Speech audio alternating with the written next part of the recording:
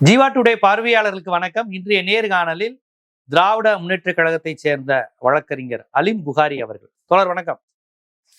இந்து அறநிலையத்துறையில மிகப்பெரிய அளவில் ஊழல் நடந்திருக்கு. அமைச்சர் தனக்கு உறவினர் ஒருத்தருக்காக நிலத்தை கொடுத்துருக்காரு அப்படிங்கிற விமர்சனம். அதை இனாம் நிலத்தை கோவில் நிலம்னு குழப்பிக்கிறாங்கன்னு அவங்க பதில் தந்திருக்காங்க. இருந்தாலும் இல்லைங்க, தெரிந்தவருக்காக உறவினருக்காக இவ்வளவு பெரிய நிலத்தை அவங்க பண்ணியிருக்காங்கிற ஒரு விமர்சனம் பாஜக தரப்புல வருது. இன்னொரு பழனி கோவில்ல மிகப்பெரிய அளவில் கோவிலுக்கு சொந்தமானதை பத்திரப்பதிவுத்துறை இப்படி பண்ணியிருக்கு அப்படின்னு இந்து மக்கள் கட்சியும் விமர்சனம் பண்ணியிருக்கு. என்ன நடக்குது, இதை நம்ம எப்படி புரிஞ்சுக்கணும்? ஏன்னா ஒரு பக்கம் பாஜக அந்த கோவில் நிலங்கள், கோவில் இதழ், கல்லூரி, பள்ளிக்கூடங்களை கட்டக்கூடாதுங்கிற அப்படி ஒரு கான்செப்ட்ல இருக்கக்கூடியது. இந்து அறநிலைத்துறையே இருக்கக்கூடாதுங்கிற கான்செப்ட் உடையதுதான் பாஜகவுடையது. அதே திராவிட கட்சிகளுடைய கான்செப்ட் தான் இந்து அறநிலைத்துறைங்கிறது. இப்ப அந்த தரப்பு இந்த தாவேக அமைச்சரவை மீது ஒரு விமர்சனத்தை வச்சிருக்கு. இதை நம்ம எப்படி பார்க்கணும்? சட்ட ரீதியா எப்படி அணுகணும்? அரசியல் ரீதியா இதை எப்படி பார்க்கணும்? அரசியல் ரீதியாக இனாம் சப்ஜெக்டை வேணா நம்ம கொஞ்சம் தவிர்த்துக்கலாம் இப்போதைக்கு. ஏன்னா அதை நேரடியாக பாஜக தான் எதிர்க்கிறது. அதுல நமக்குமே பெருசா கருத்து ஒற்றுமை உண்டு அவங்களுடைய நடவடிக்கைகள்ல. நிறைய தாவேக அரசுடைய நடவடிக்கைகள்ல சில விஷயங்கள்ல நடவடிக்கை உண்டு. நாம கான்சென்ட்ரேட் பண்ண வேண்டியது என்ன அப்படின்னா இந்த பழனி மேட்டர் தான். அதுதான் ஃபோர்ஜரி, ஃப்ராடுலண்ட். இது டெக்னிக்காலிட்டிஸை சொல்லி நீங்க தப்பிச்சிடலாம் அதுல ஈஸியா. இனாம் சப்ஜெக்டை அதுக்கான விளக்கமும் கொடுக்குறாரு, ரொம்ப திறமையா கொடுக்குறாப்புல. என்ன நினைச்சுக்கிட்டாரு அப்படின்னா, மேபி இந்து அறநிலையத்துறை அமைச்சர் ரமேஷ் அவர்கள் வடநாட்டுல இருந்தா வேணா பிரதமராக இருக்கலாம். அவ்வளவு திறமை இருக்குங்கிறீங்க. தமிழ்நாட்டுக்கு வந்துட்டார். இது பகுத்தறிவு மண்ணு. அவர் அப்படியே தான் ஆளுங்களை யூடியூப்ல வர்ற வீடியோஸ்ல எனக்கு சாதவா கமெண்ட் போடுங்க அப்படின்னு ரூட் மாஃபியா வச்சு ஜெயிச்சிடலாம் அப்படின்னு மீண்டும் ஒரு முறை நினைக்கிறது தப்பு கணக்கு. ஏன்னா அவர் பேசுகிறார், அவர் பக்கத்துல இருக்கிற பத்திரப்பதிவுத்துறை அமைச்சர் லோகேஷ் தமிழ்செல்வன் பேசுறாரு. ரெண்டு பேருடைய பேச்சிலே அவ்வளவு முரண்பாடு இருக்கு. ஆக்சுவலா அவர் பேச விட மாட்டேங்கிறாரு, அவர் இவரை பேச விட மாட்டேங்கிறாரு. ரெண்டு பேருடைய பேச்சிலையுமே கடுமையான பதற்றம் இருக்கு. நீங்க அதை பல ஆங்கில பத்திரிகைல நீ காலில இருந்து நான் படிச்சுட்டு இருக்கேன், அவங்களாம் அதான் சொல்றாங்க. அவருடைய பிரஸ் மீட்லயே இருக்கக்கூடிய பதற்றமே தெரிகிறது அப்படின்னு. இதை தாண்டி ஊடகங்கள் தமிழ்நாட்டில் மிகப்பெரிய துரோகத்தை தமிழ் சமூகத்துக்கு செய்யுது. அதே மாதிரி கடவுள் பக்தர்களுக்கும் செய்யுதுன்னு தான் சொல்லணும்.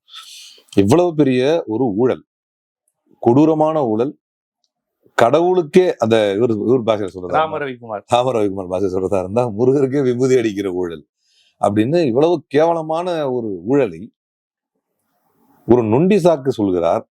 சட்டத்தின் பார்வையிலே கேலி கூத்தை செய்கிறார் அமைச்சர் ரமேஷ். அத அவர் பதிலடி, நெத்தியடி, தூக்கி அடி அப்படின்லாம் தலைப்பு போடுறாங்க. உச்ச நீதிமன்றத்திலே அபிஷேக் மனு சிங்வி இப்படி சொல்றார், ஏவாவேலு டிவிஎஸ்சி வருகிற தகவல் தெரிந்தவுடன் எஸ்கேப் ஆகிவிட்டார். வார்த்தை பிரயோகமே. அவரை பிடிக்க முடியாது, அவர் பாஸ்போர்ட்டை பிடிங்கி வைங்க அப்படி இப்படின்னு சொல்றாங்க. அதெல்லாம் ஒண்ணுமே முடியாது. எந்த அளவுக்குன்னா, ஏவாவேலு அவர்களுடைய தரப்பு வழக்கறிஞருடைய வாதத்தை கேட்காமலேயே டாக்குமெண்ட் பார்த்துட்டு டிஸ்மிஸ் பண்ணிட்டாங்க தமிழ்நாடு அரசுடைய அப்பீல. அபிஷேக் மனு சிங்வி அவங்களுக்கும் முகுல் ரோஹத்கி இங்கேயும் வந்தாங்க. முகுல் ரோஹத்கி ஆர்கியூவே பண்ணல. ஆனால் தலைப்பு என்ன வருது அப்படின்னா, ஏவாவேலு கைதா. அப்ப பாக்குறவன் என்ன நினைப்பான், அப்ப அவரு பாஸ்போர்ட்லாம் வேணா நீ கீழே போய் பாத்துக்க அப்படின்ட்டாங்க. அவர் கரெக்டா தான் வந்துகிட்டு இருக்கிறாரு, நீ அவர் எல்ஓசி குவாஷ் பண்ண வேண்டியது, அவங்க அந்த ஸ்டே பண்ணிருக்காங்க இல்லையா, அதை வெக்கேட் பண்ண வேண்டிய அவசியம் இல்லை அப்படின்னு சுப்ரீம் கோர்ட் சொல்லுது. ஒரே நேரத்துல இந்த ரெண்டையும் நான் பாக்குறேன். இந்த இரண்டு செய்திகளுடைய தலைப்புகளை பார்க்கும்போது அப்படி என்ன ஒரு வன்மம் உங்களுக்கு திராவிடத்தின் மீதும் திராவிட சித்தாந்தத்தின் மீதும் அப்படி என்னதான் உங்களுக்கு தீராத பகன் தெரியல சில ஊடக தலைப்புகளுக்கு. அன்பானந்த மேட்டர்ல கூட வந்துமே பாலிமர் செய்தி போடுது முத நாள்.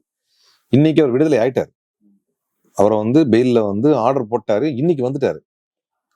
நாளைக்கு காலையில 10:30 மணிக்கு நேத்து நடந்த சம்பவத்தை செய்தியா ஒரு கவர் பண்ணி இன்ஸ்டாகிராம் வீடியோ போடுறாங்க. முடியாதுன்ட்டாரு ஜட்ஜி, 24 மணி நேரம் இருந்துட்டாரு. அப்ப நம்ம முறையிடுறோம், தலைமைக்கும் முறையிடுறோம், இந்த மாதிரி இருக்கு அப்படின்னு. அதை வாங்கிக்கிட்டு அகைன் ஒரு வீடியோ போடுறாங்க. எப்படி போடுறாங்கன்னா, நீதிபதி அவர்கள் ஆர்டர்ல மென்ஷன் பண்ணது ஒண்ணு இருக்கு, ஆஃப் தி ரெக்கார்ட் அட்வைஸ் பண்ணது ஒண்ணு இருக்கு. ஆர்டர்ல மென்ஷன் பண்ணது பூரா மெரிட்ஸ் அள்ளி தெளிச்சார். மெரிட்ஸ், அந்த மெரிட்ல 5 செக்ஷன்ல 4 செக்ஷன் செல்லாதுன்னு சொன்னதுல ஏகப்பட்ட விஷயங்கள் இருக்கு. அது முழுக்க முழுக்க ஆளுகின்ற அரசுக்கும் காவல்துறைக்கும் சரியான கொட்டு. அது எல்லாத்தையும் சொல்லாம ஆஃப் தி ரெக்கார்ட் அட்வைஸ் பண்ணார்ல, அதை போட்டு ஏதோ மன்னிச்சு விட்ட மாதிரி அப்படி போடுறாங்க நியூஸ. அப்ப இன்னைக்கு இந்த செய்தி ஊடகங்கள் இப்படி ஒரு செய்தியை பரப்புவதும், ரூட் மாஃபியா அதுக்குள்ள இறங்கி கமெண்ட் செக்ஷன்ல நிரப்பி வச்சுட்டா, நல்ல நியாயமான ஊடகங்களை கமெண்ட் படிக்கிறோம். என்ன மக்கள் என்ன நினைக்கிறாங்க அப்படின்னு. அப்ப இதுல மெதினா பாத்தீங்கன்னா இந்த தண்டபாணி மடம் மேட்டர்ல வந்து ரமேஷ் பேசும்போதே சொல்கிறார், கடந்த காலகட்டங்களில் அவர் எப்படி ரொம்ப அதான் சொல்றேன், அங்க இருந்தா பிரதமர் ஆயிரலான்னு வடநாட்டுல இருந்தா. ஏன்னா failed 3 attempts, past 3 failed attempts பத்தி அவர் பேசுறாரு. இந்த பாஸ்ட் 3 ஃபெயில்டு attemptsமே திமுக அரசு காலத்தில் செய்யப்பட்டது, சேகர்பாபு அவர்கள் அமைச்சராக இருக்கும்போது செய்யப்பட்டது என்பதை சொல்ல மறுக்கிறார். ரொம்ப நேக்கா. அது நீங்க பிரஸ் மீட்டை கேளுங்க. கடந்த ஆட்சினா சொல்றாருல, இல்ல நாம செய்தோம் அப்படி இப்படின்னு ஒரு வார்த்தை பிரயோகத்தை பயன்படுத்துறாரு. கடந்த ஆட்சின்னு சொல்லல.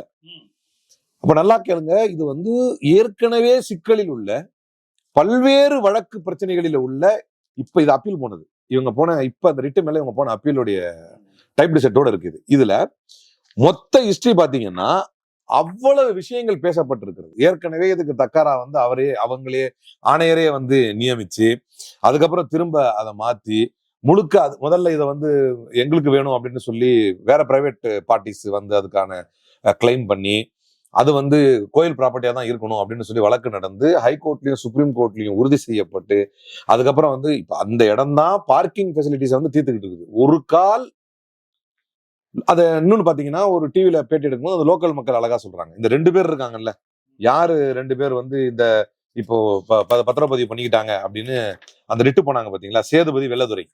இந்த சேதுபதி வெள்ளதுரையுமே வந்து சாதாரண விவசாயிகள், அவங்கள்ட்ட ஏது முதல்ல 2 கோடி அப்படின்றது ஊர் மக்கள் கேள்வி கேட்கறது நான் நியூஸ்ல பார்த்தேன். இது ஒரு பக்கம் இருக்கட்டும். ஒரு சாமானியர் போய் இதை வாங்கிட்டா கூட அந்த பழனி கோயிலுக்கே முழு பார்க்கிங்கா இப்ப செயல்பட்டு இருக்குது இந்த இடம் தான். 1.40 ஏக்கர்ஸ், 1 ஏக்கர் 40 சென்ட். இப்ப திடீர்னு ஒருத்தர் வாங்கி இது ஒரு காம்பவுண்டே போட்டா கூட உயர்ந்த இடத்தில் இருப்பவர்களுடைய அனுசரணை இல்லாமல் அவர்களால் அதை அனுபவிக்க முடியாது. ரொம்ப லாஜிக்கா நான் பேசுறேன்.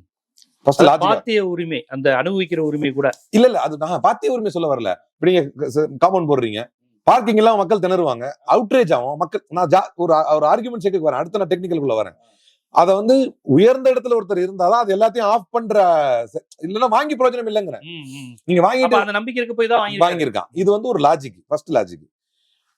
இது ரொம்ப நான் பாக்குற ஒரு விஷயம். இதெல்லாம் வந்து மத்ததெல்லாம் வரலாறு, அது எப்படி வந்துச்சு, அது ஏற்கனவே பல்லாண்டு கால சட்ட போராட்டத்துல இருந்து இது வருது வச்சுக்கீங்களேன். இதுக்கு வந்து ஜேசி பாதாமே அவர் பேசும்போது சொல்றாரு, பழனி ஜேசி வந்து இதை இது பண்ணக்கூடாதுன்னு சொன்னாரு. அப்புறம் 3ஆம் தேதி வந்தாங்க, அவர் ஹோல்ல போட்டாரு. இதெல்லாம் பிளா பிளா பிளா கதையெல்லாம் சரி. நம்ம அமைச்சர் இருக்கிறாரு, பத்திரப்பதிவு அமைச்சர் லோகேஷ் தமிழ்ச்செல்வன் என்ன சொல்றாரு அப்படின்னா, கேன் பி கன்சிடர்ட். நல்லா கேட்டுங்க, இதே வார்த்தை கேன் பி கன்சிடர்ட். யூசுவலா ரிட்ஸை டிசைட் பண்ணும்போது நேரடி உத்தரவுகளையும் நீதிமன்றம் சில நேரத்தில் கொடுக்கும், சில நேரங்கள்ல கன்சிடர் பண்ணுங்க அப்படின்னு கொடுக்கும். நல்ல 2க்கு வித்தியாசம் இருக்கு. நான் 2க்கு வித்தியாசம் இப்ப நான் இந்த ஆர்டர் படிக்கும்போது உங்களுக்கு தெரிஞ்சிடும். கன்சிடர் பண்ணுங்க அப்படின்னு கொடுக்குற ஆர்டர்ஸ்ல வந்து ஒரு சாதாரண ரொம்ப எளிமையா போய் எங்களை மாதிரி பணி செய்யற வழக்கறிஞர்கள் கூட தெரியும், கன்சிடர் பண்ணுங்கன்னு போட்டா அவங்க கன்சிடரே பண்ண மாட்டாங்க, கண்டெம்ட் தான் போய் ஆகணும். கன்சிடர் பண்றாங்க, அவங்க கன்சிடரே பண்ணல, கண்டெம்ட் தான் போய் ஆகணும்.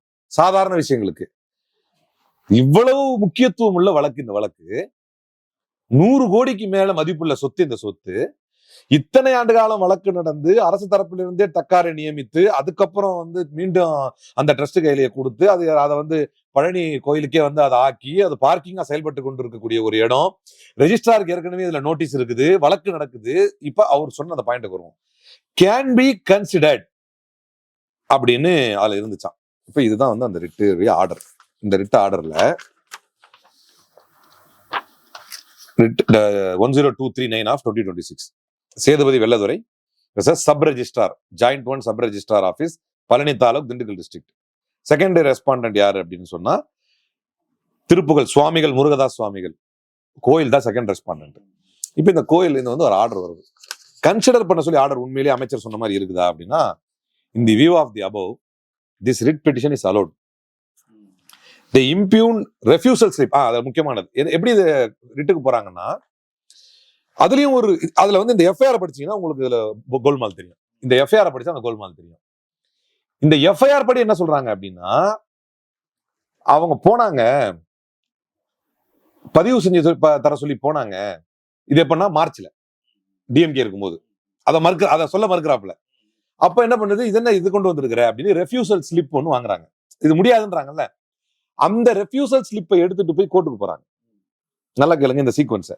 அந்த ரெஃப்யூசல் ஸ்லிப் எடுத்துட்டு போய் ஒரு ரிட்டு போட்டு எங்க கிட்ட எல்லா டாக்குமெண்ட்டும் கரெக்டா இருக்கும்போது எங்களை வந்து ரெஜிஸ்டர் பண்ணி தர மாட்டேங்கிறாங்க அப்படின்னு கேட்ட உடனே தான் அது ஏன் அப்படி பண்ணணும், அது தப்பு அப்படின்னு கோர்ட் என்ன செய்யுது, the impugned refusal slip dated 1/4/2026 April 1ஆம் தேதி என்ன பண்றாங்க, issued by the first respondent is hereby quashed.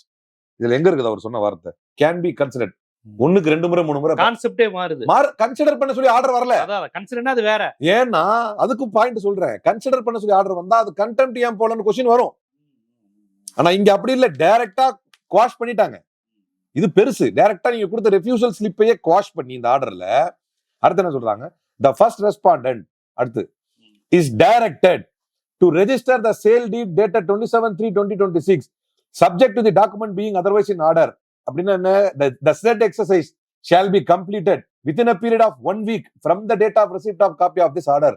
இந்த ஆர்டர் வந்து ஒரு வாரத்துக்குள்ள நீ ரெஜிஸ்டர் பண்ணி தரணும்னு ஆர்டர் வருது. இதுல எங்க இருக்குது கேன் பி கன்சிடர்டு, இது கன்சிடர்டே கிடையாது. அந்த ரெஃப்யூசல் ஸ்லிப்பையே குவாஷ் பண்ணிட்டாங்க, அவன் கொடுத்ததே தப்பு அப்படின்னு கோர்ட் சொல்லிருச்சு. நீங்க எவ்வளவு சீரியஸா எடுத்துக்கணும் இந்த மேட்டரை. ரெஃப்யூசல் ஸ்லிப்பை குவாஷ் பண்ணி ஃபர்ஸ்ட் ரெஸ்பாண்டன்ட் டைரக்ட் பண்ணி நீ ரெஜிஸ்டர் பண்ணி கொடுக்கணும்னு ஆர்டர் வருது. கன்சிடர்லாம் கிடையாது. கன்சிடர்னா எப்ப தருவாங்கன்னா பல நேரங்கள்ல without going into the merits of the matter கேட்கும் போது இதா இருக்குது, கன்சிடர் பண்ணுப்பா அப்படின்வாங்க. இது கன்சிடர் இல்ல. அமைச்சர் பத்திரிகை துறையின் முன்பாக நின்று கொண்டு பொய் பேசுகிறார். இது வேற கதை, நான் எண்டிங்ல சொல்றேன் என்னன்னு. அப்போ இது வந்து ஒரு திட்டவட்டமான பொய். கன்சிடர் பண்ண சொல்லி வரல, ரெஃப்யூசல் ஸ்லிப்பை குவாஷ் பண்ண சொல்லிட்டாங்க. இப்ப அடுத்து இந்த எஃப்ஐஆர்ல வாங்க, எவ்வளவு பெரிய பித்தலாட்டத்தை இவர்கள் ஆடுகிறாருன்னு பாருங்க. இந்த எஃப்ஐஆர்ல பாருங்க, சோ என்பவரால் கடந்த 6/7/2026 தேதி அன்று பழனி எண் 1 இணை சார்பு அலுவலகத்தில் இந்த திருமண நிலங்களுக்கு எந்த வகையிலும் பாத்தியம் இல்லாத திருப்புகழ் சுவாமிகள், முருகதாஸ் சுவாமிகள் அண்ட் தண்டபாணி சுவாமிகள் ட்ரஸ்ட் அடிவாரம் பழனி என்ற அறக்கட்டளை நிர்வாகி என கூறிக்கொள்ளும் விழுப்புரம் மாவட்டத்தை சார்ந்த முருகதாஸ் மூலம் உடுமலை பாப்பன்குளத்தை சார்ந்த வெள்ளத்துறை மற்றும் பழனி டிகேயின் புதுரை சேர்ந்த சேதுபதி ஆகிய இருவரும் எஃப்ஐஆர் என்ன சொல்றதுன்னா, அவங்க 2 பேரும் தன்னை வந்து மிஸ்ரெப்ரசன்ட் பண்றாங்க, மாத்திக்கிட்டு போறாங்க. இதுதான் மெயின் கான்செப்ட். புரியுது நம்மளுக்கு. அப்ப நம்ம என்ன கொஸ்டின் கேட்டுருவோம் அப்படின்னா, ரெஸ்பாண்டண்டா இங்க எல்லாம் இருக்கும்போது எப்படி இதை அலோ பண்ணீங்க? கோர்ட்ல உங்களுக்கு ரெஸ்பாண்டண்டா இருக்கும்போது கவர்மெண்ட் தரப்புல இருந்து வக்கீல் வந்திருப்பாரு. அப்ப அதுவும் வந்து யாருக்கு போவோம், கவர்மெண்ட் தரப்புல இருந்து வந்தா அறநிலைத்துறைக்கு போகும், கீழே உள்ள அதிகாரிகளுக்கு போவோம், அமைச்சர் ரமேஷுக்கு கண்டிப்பா போவோம். ஏன் அப்படின்னா இது 100 கோடி ரூபாய் மதிப்புள்ள பிரச்சனை. இன்னைக்கு மட்டும் இந்த பிரச்சனை இல்ல, தொடர்ந்து பிரச்சனைகள் இருக்கு. இதுல பாருங்க, இந்த எஃப்ஐஆர்ல பாருங்க, சேதுபதி ஆகிய இருவரும் சுமார் 100 கோடி மதிப்புள்ள இந்த திருமண கட்டளை நிலத்தை பழனி மாவட்ட பதிவாளர் அலுவலகத்தில் பொறுப்பு வகித்த சார் பதிவாளர் ஜஸ்டின் மணிகண்டன் என்பவர் மோசடியாக, இந்த எஃப்ஐஆர் ஜஸ்டின் மணிகண்டனோட முடிக்கணும்னு பாக்குறாங்க. ஜஸ்டின் மணிகண்டன் என்பவர் மோசடியாக கிரையப்பத்திரம் பதிவு செய்து கொடுத்துள்ளார். இந்த திருமண சொத்து தொடர்பாக வெள்ளத்துறை மற்றும் சேதுபதி ஆகியோரால் சென்னை உயர்நீதிமன்ற கிளையில் திருமணத்திற்கு தகவல் தெரிவிக்காமலும், இதுதான் மெயின் பாயிண்ட், திருமணத்திற்கு தகவல் தெரிவிக்காமலும் திருமணத்தினை ஒரு தரப்பாக சேர்க்காமலும். இது உண்மையா? திருமணத்தை வந்து பார்ட்டியா சேர்க்கலையா? இருக்கட்டும், சேர்க்கலன்னு இவர் சொல்ற பாதம் வச்சுக்கோ. திருமணத்தை ஒரு பார்ட்டியா சேர்க்காமலும் திருமணத்திற்கு தகவல் தெரிவிக்காமலும் தாக்கல் செய்த நீதி பேராணை மனுவில் வழங்கப்பட்ட உத்தரவுக்கு எதிராக உங்களை பார்ட்டியாவே சேர்க்கல.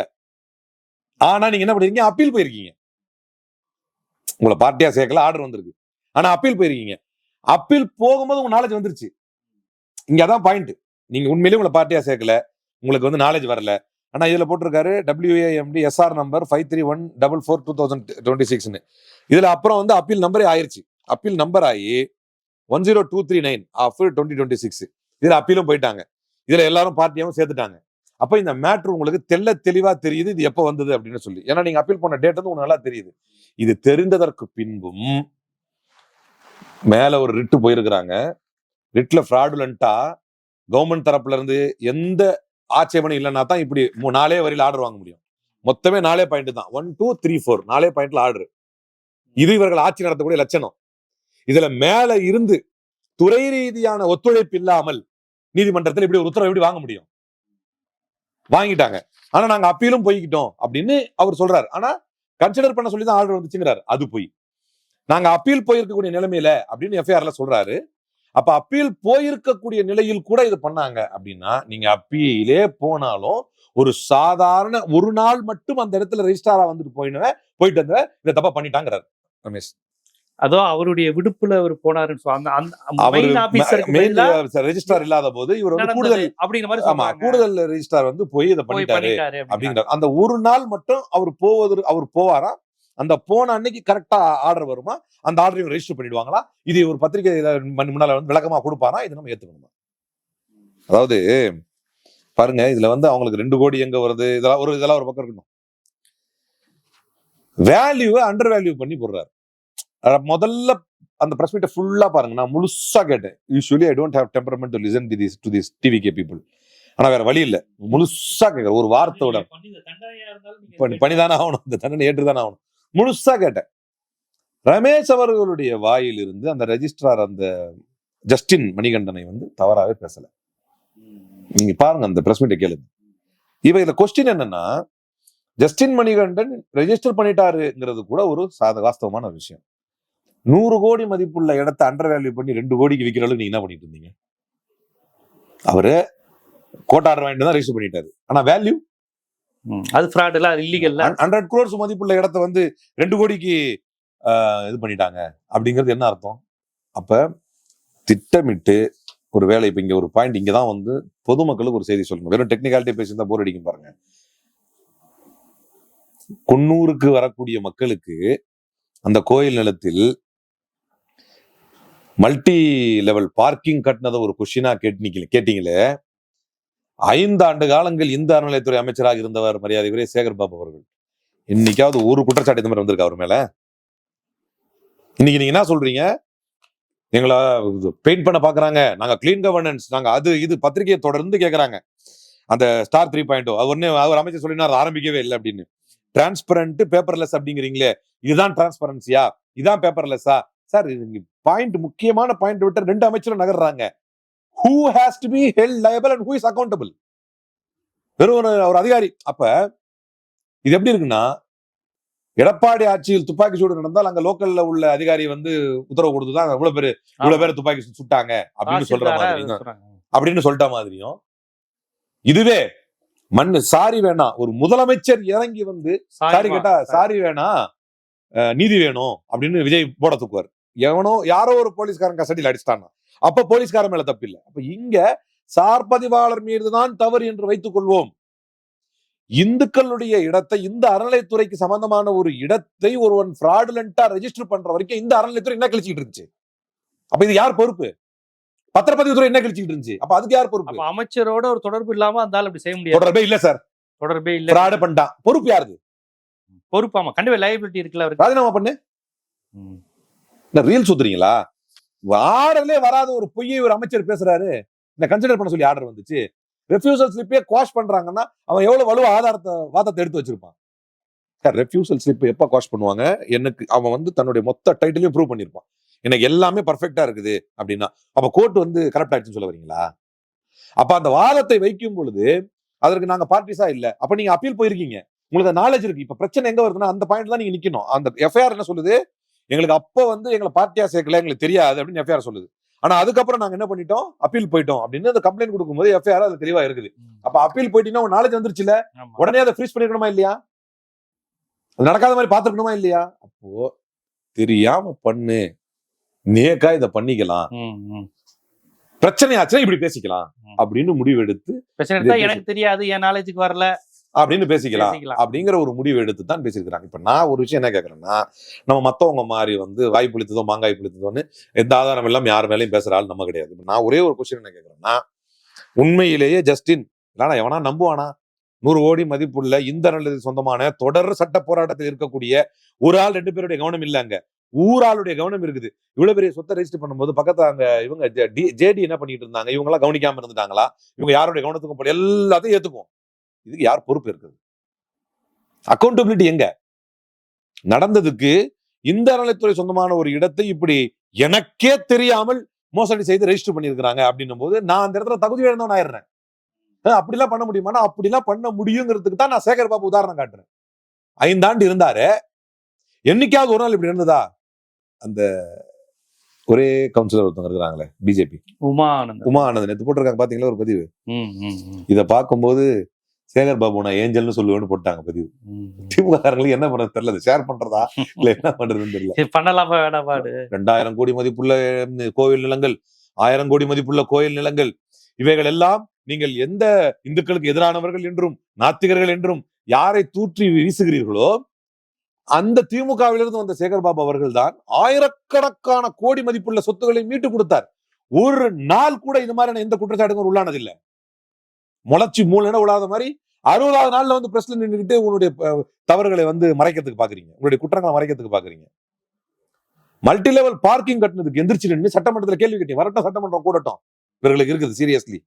அப்ப மல்டி லெவல் பார்க்கிங் கட்டினதுக்கு கோவில் நீங்க எந்த அளவுக்கு எக்ஸ்ட்ரா வேகண்டா அப்படியே பயங்கரமா கோவில் நிலங்கள் மீதும் அதனுடைய சொத்துக்களின் மீதும் அதில் இருக்கக்கூடிய வருமானத்தின் மீதும் ஆர்வமா இருக்கிறீங்க அப்படின்னா, கவனமா இருக்கிறீங்கன்னா, அந்த இடத்துக்கு அது தேவையே இல்லையே. கக்கூஸ் கட்டுறதுக்கு இடம் இல்லாம இருக்குது. இவரே சொல்றாரு மாசத்துக்கு 500 பேர் தான் வந்துட்டு போறாங்கன்னு. அந்த இடத்துக்கு எதுக்கு கக்கூஸ் கட்டுறதுக்கு 10 கோடி? அதை எடுத்து ஒரு பார்க்கிங் கட்டி விட்டா கோயிலுக்கு வந்து வருமானம் வாங்கிட்டு ஒரு நிரந்தர வருமானத்தை ஏற்படுத்தி இருக்கிறார். இத கொஸ்டின் கேக்குறீங்க ஒரு அமைச்சரை. அப்ப அவர் இடத்துல நின்று பாருங்களேன். ஆனா நீங்க செய்யலங்க, உங்க மேல தப்பு இல்லைங்க, உங்க ஈடுபாடே இல்லைங்க. ஆனால் 100 கோடி ரூபாய் மதிப்புள்ள ஒரு சொத்தை 2 கோடி ரூபாய்க்கு திருடுறதுக்கு விட்டுருக்கீங்க. அது மக்கள் பார்வைக்கு வந்து வேற ரைட் விங் மாரிதாஸ் போன்றவர்கள் எல்லாம் அதை பூம் பண்ணி மக்கள் பார்வை வந்துச்சு, இல்லைன்னா அதை கண்டிருக்கவே மாட்டாங்க. எப்படி திருட விட்டீங்க? நான் ஒரே ஒரு கொஸ்டின் கேட்கிறேன். ரிட் பெட்டிஷன்ல ஆர்டர் ஆச்சுல்ல, அங்கே நீங்க தோத்துட்டீங்கல்ல. அந்த ரிட்ல ஆர்டர் வாங்குறான் சார், அவன் ரெஃப்யூசல் ஸ்லிப்பை குவாஷ் பண்றேன், ஒரு வாரத்துல ரெஜிஸ்டர் பண்ணுங்கிறான். அப்ப எங்க போனீங்க நீங்க? நான் என்ன கேட்கறேன்னா, பார்ட்டியாக சேர்க்காமலும் எஃப்ஐஆர் என்ன சொல்லுது, எங்களை வந்து திருக்கூட இதை வந்து பார்ட்டியா சேர்க்காம பண்ணாங்க. Is it not a fraudulent act?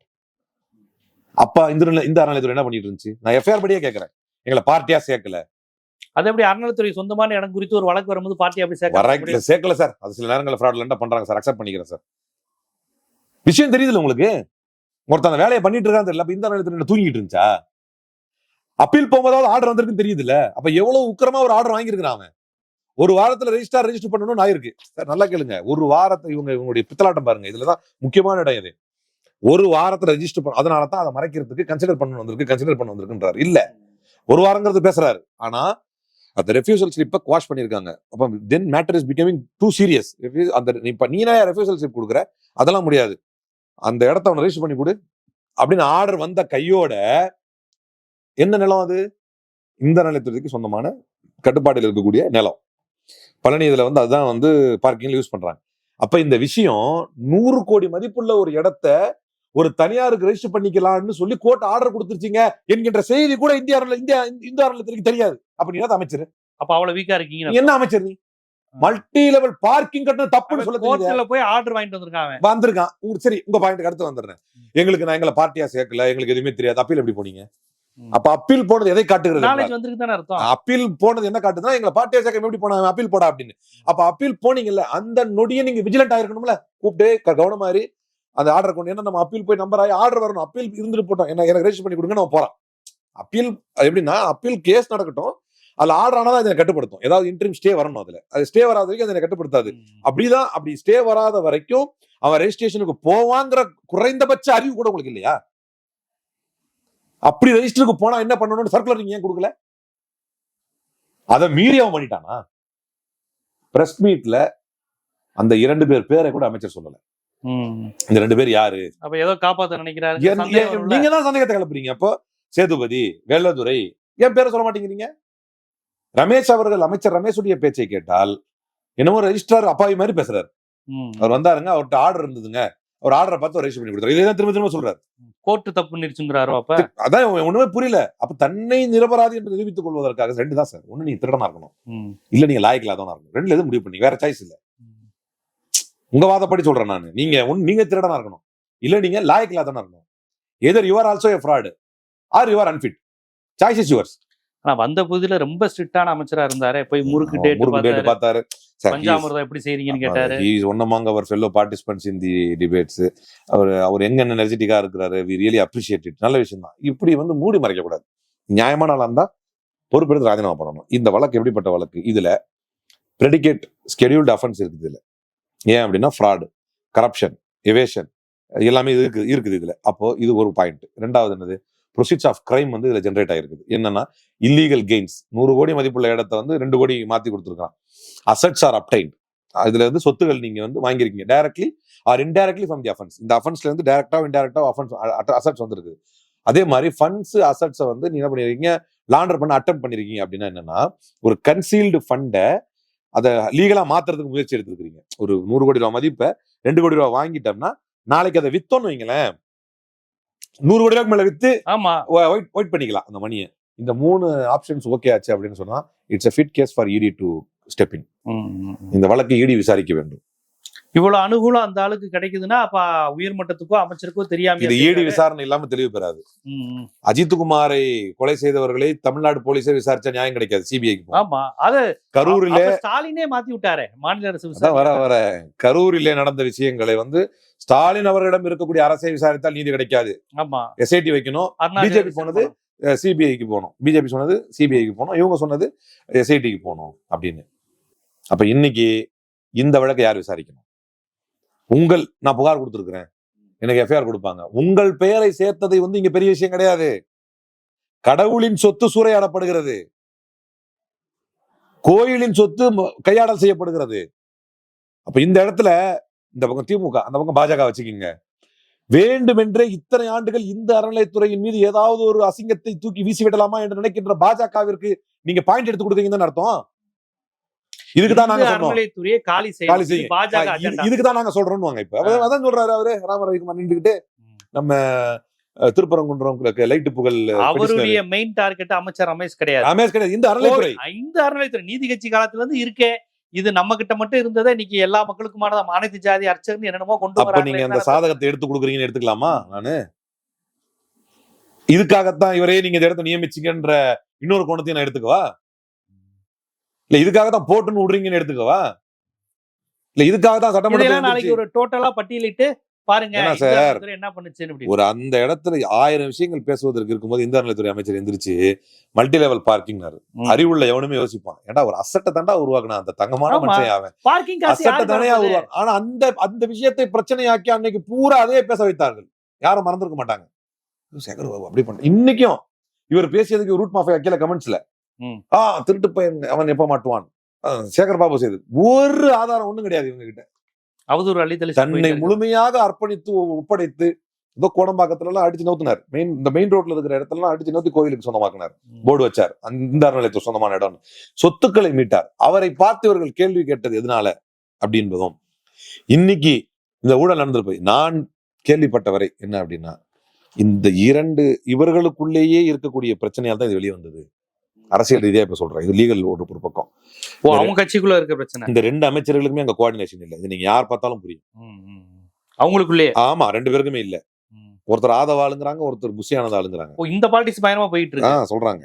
அப்ப இப்படி ஒருத்தர் ஆதவாளு, ஒருத்தர் புஷியானதுறை ஆதவாளா, புஷியானந்தாளு அப்படிங்கிறாங்க. இவர் ஆதவாளு அப்படி, ஆதவாளு தான் இவரை மாட்டி விட்டது அப்படிங்கிறாங்க. அப்ப ஒருவேளை இவங்களுக்குள்ள இந்த செட்டிங்கே இல்லைன்னா ஒருவேளை வெளியே தெரிஞ்சிருக்காதோ அப்படிங்கிற கேள்வியும் கொஸ்டின்ஸும் வந்துருது இல்ல. ஏன்னா அந்த பிரஸ் மீட் அப்படி காட்டுது. அது பிரஸ் மீட்ல தெரியறத வச்சு நான் சொல்றேன். அவர் பேச விட மாட்டேங்கிறார். பத்திரப்பதிவுத்துறை அமைச்சர் நீங்க இருங்க நான் பேசுறேங்கிறாரு. அவரே ஏதோ சொல்ல வராரு, இவர் எடுக்கிறார். அப்ப இது நம்மளுக்கு என்ன புரியலன்னா, என்ன ஏன் ஒரு தெளிவை ஏற்படுத்துவதற்கு தான் இவர்களுடைய பிரஸ் மீட் கூடுதல் குழப்பத்துல உண்டாக்குது. ரமேஷ் அவர்களுடைய பேச்சை நீங்க முழுசா கேட்டீங்கன்னா அதுல எந்த இடத்துலயுமே ரெஜிஸ்ட்ராரை அக்யூஸ் பண்ணி சொல்லல. இதுவே நீங்க பத்திரப்பதிவுத்துறை அமைச்சர் கேட்டீங்கன்னா ரமேஷ் எந்த இடத்துலயுமே இந்த ரெஜிஸ்ட்ரேஷன் நடந்தது தப்பு தான் அப்படின்னு வாயை திறக்க சொல்லல, ஓப்பனா சொல்லல. இந்த சில முறைகேடு நடந்திருக்கா இல்லையான்னு பத்திரிகையாளர் கேள்வி கேட்கறாங்க. ரமேஷ் சொல்லவே இல்லை. இவர் இங்க இருந்து சொல்றாரு முறைகேடு நடந்திருக்குது அப்படிங்கிறாரு. அப்ப நம்மளுக்கு இயற்கையா எழக்கூடிய சந்தேகம் தானே அது. இவர்கிட்ட இவர் தான் வந்து அட்ரஸ் பண்ணிட்டு இருக்காரு. இவர்கிட்ட தான் கொஸ்டின் கேட்கறாங்க. இவர் அதை அவாய்ட் பண்றாரு. முறைகேடு நடந்திருக்குன்னு சொல்ல மாட்டேங்கிறாரு போதே தெரிஞ்சுக்குது அவர் நம்பல முறைகேடு நடந்திருப்பதாக. இவர் அங்க சொல்றாரு கோர்ட் ஆர்டர்ல செஞ்சிருந்தாலும் அது முறைகேடு தான் அப்படிங்கிறாரு. இவர் சொல்றாரு. இவரை பெரும்பாலுமே அவர் பேசவே விடல. ஏன்னா இவர்கிட்ட இருந்துதான் நமக்கு தெளிவு கிடைக்கணும். இப்போ ஏன்னா இந்த எஃப்ஐஆர் படி பாத்தீங்கன்னா எங்களை ஒரு பார்ட்டியாவே சேர்க்கல, எங்க நாலேஜுக்கே வரலன்னு முதல்ல நாடகம் ஆடிட்டு அதுக்கப்புறம் நாங்க அப்பீல் போனோம் அப்படிங்கிறாங்க. அப்பீல் நம்பராகி வந்துருச்சு.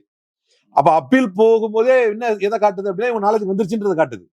அப்ப இவங்க நாலேஜுக்கு வந்துட்ட பிறகு ஒரு 100 கோடி ரூபாய் மதிப்புள்ள ஒரு சொத்தை இந்த இடத்துக்கு சம்பந்தமே இல்லாத 2 பேரு அவன் 100 கோடிக்கே வாங்கினாலும் நீங்க விட முடியாது. அதை அவன் 2 கோடி வாங்க தேவையில்ல, 100 கோடி மதிப்புள்ள சொத்தை அவன் 100 கோடிக்கே வாங்கினாலும் அவன் கிடையாது அந்த இடம். அவன் எப்படி வாங்குவான் விற்பான் அதை? அப்ப அதை ஏன்னு இவங்க கேட்டிருக்கணும். ஏன்னா இவங்க நாலேஜுக்கு வந்துருச்சு. அப்ப வேண்டுமென்றே கோவில் நிலத்தை இவர்களுடைய இன்காம்பிட்டன்ஸ், இன்னைக்கு நம்ம சொல்லக்கூடிய வார்த்தை அதுதான். ஃப்ராடா பண்ணாங்களா, ஸ்கேமா பண்ணாங்களாங்கிறது because your incompetent cannot be an excuse. ஆமா, இது மக்கள் பணத்துல வரி பண்ணல போகுது. இடி வரணும் இதுல.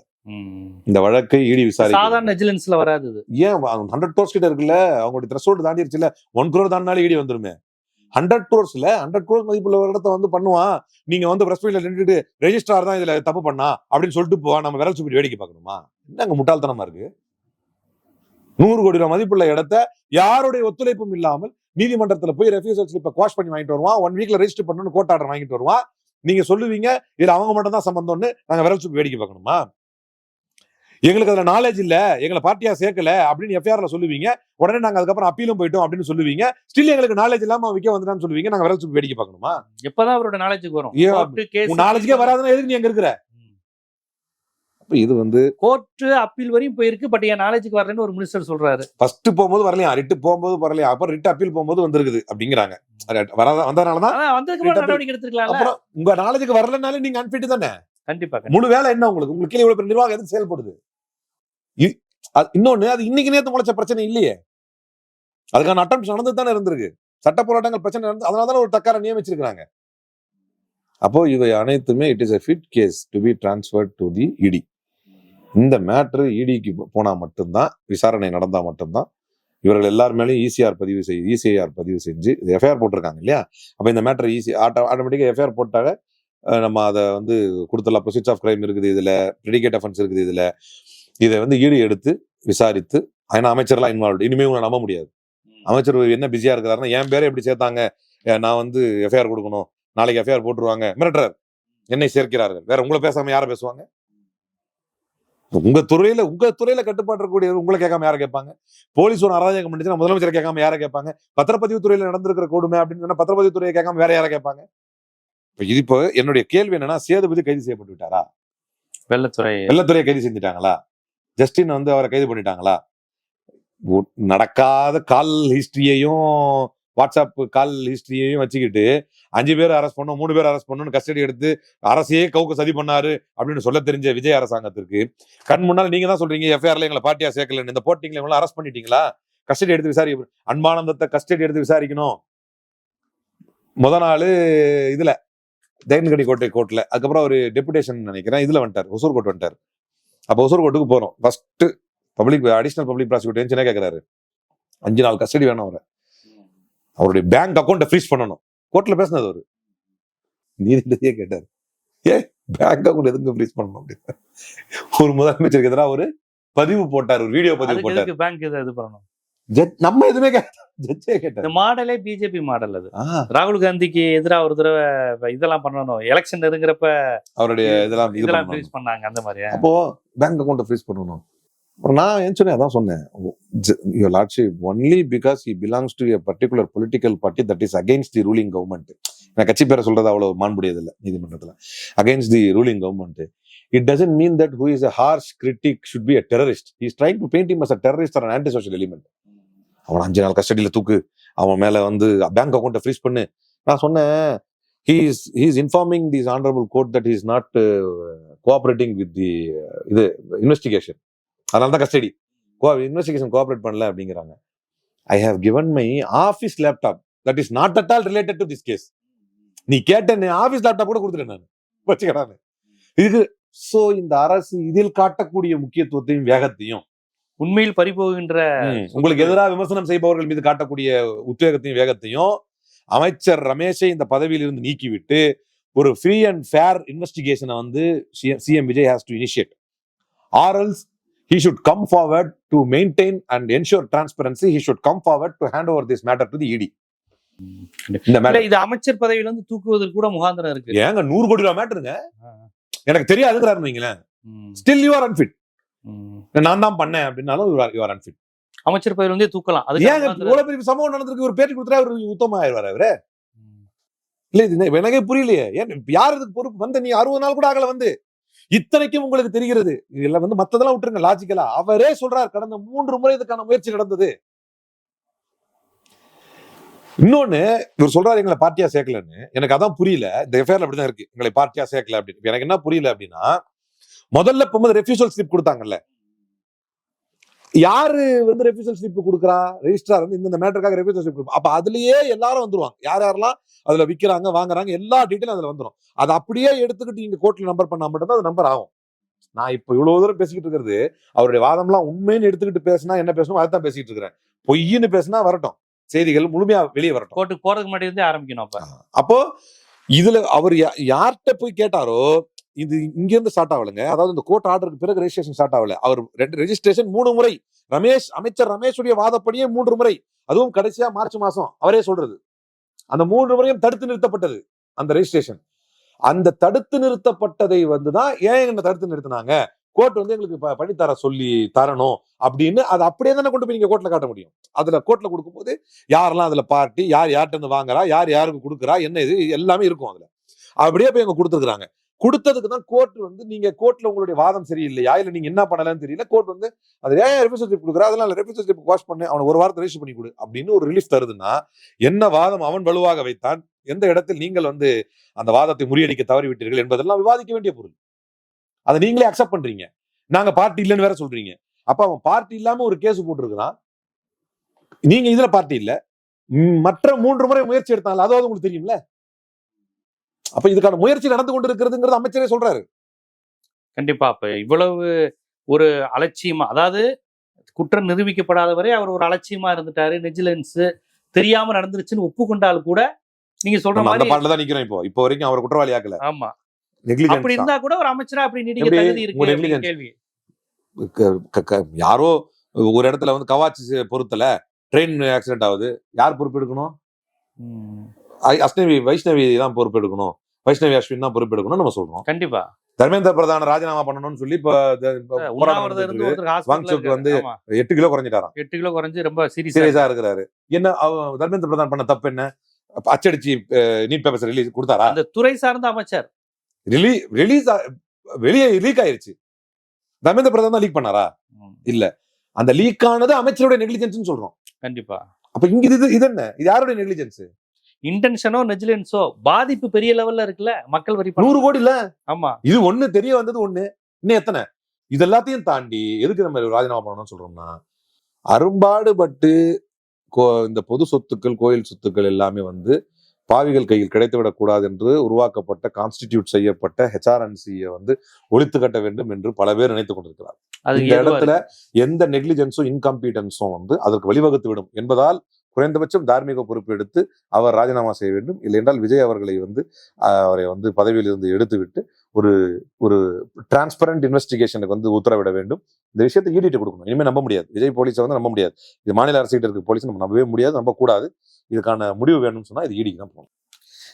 பார்ப்போம். இது இந்த பிரச்சனைய ஒரு கட்சி பிரச்சனையா பார்க்காம, அரசியல் பிரச்சனையா பார்க்காம, ஒரு மாநிலத்தின் பிரச்சனை, இது சட்ட ரீதியா எவ்வளவு பெரிய மோசமான விஷயங்கிறத ஒரு கட்சிக்காரருங்கிறத விட ஒரு லாயரா தான் பல்வேறு பாயிண்ட்ஸ் எடுத்து வச்சிருக்கீங்க. இவ்வளவு ஆதாரம் இருக்கு, இவ்வளவு விஷயங்கள் இருக்குன்னு.